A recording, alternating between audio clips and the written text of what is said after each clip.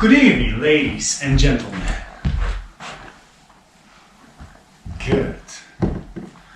Primarily because I'm spending it with you. Here. And out there, the city pulses with life. An array of lights. And above them, just starry hammers into which I love to gaze during warm August nights. Why do we like to look at the stars? We, people. What motivates us? Curiosity, loneliness, dreams, pride.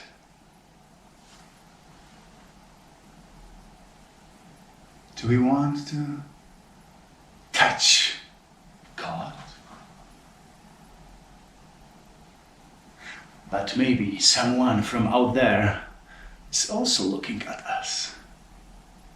And if they are, maybe they would like to meet us. How should we introduce ourselves? We, people. In what language? We asked a famous American biologist, Louis Thomas, what message we should send into space. His answer was simple. The complete works of Johann Sebastian Bach. This is what we can be proud of. Bach. Indeed Bach. But if Bach, in whose interpretation? For there's a problem with Bach.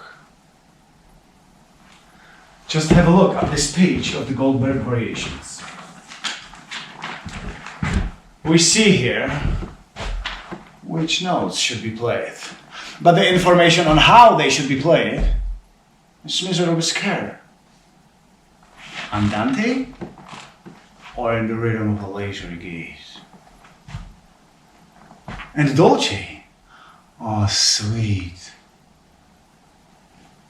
And then few symbols that make certain notes brief and other longer. And here another page. Nothing at all, only notes. Not a word about the interpretation of phrasing, dynamics, accents. Does this mean that the piece should be played with no differentiation of dynamics like this?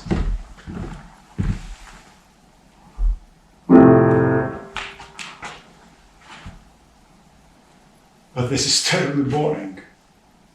Then maybe like this.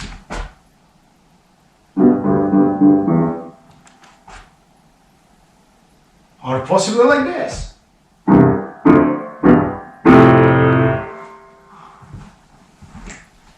The question is, how arbitrary the artist can be here.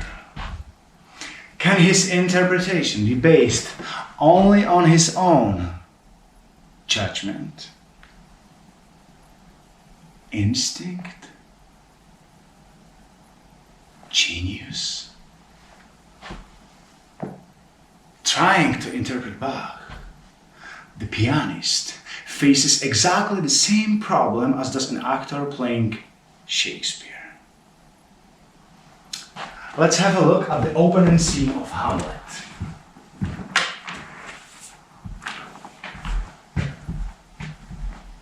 Act 1, Scene 1, El Signor, a platform before the castle. Francisco at his post. Enter to him Bernardo.